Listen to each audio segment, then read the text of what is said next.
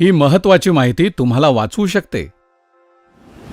अचानक जेव्हा वारे इथून तिथून वाहत सुटतात, वातावरणामध्ये अचानक थंडी वाढू लागते, झाडं वेली जोरजोरानं हलत असतात, तेव्हा समजून जा की चक्रीवादळ येऊ शकतं. हो, पण तुम्ही घाबरून जाऊ नका. या चक्रीवादळापासून तुम्ही स्वतःला आणि इतरांना वाचवू शकता. त्यासाठी काही नियम लक्षात ठेवा. सांगोवांगी माहितीवर विश्वास ठेवू नका.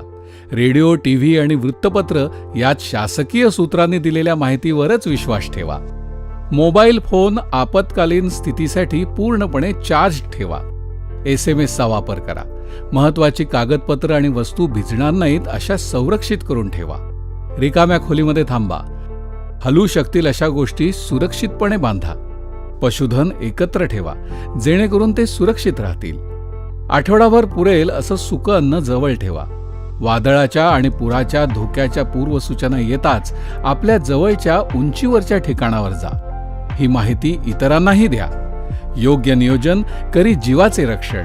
आपत्ती व्यवस्थापन, मदत व पुनर्वसन विभाग, महाराष्ट्र शासन.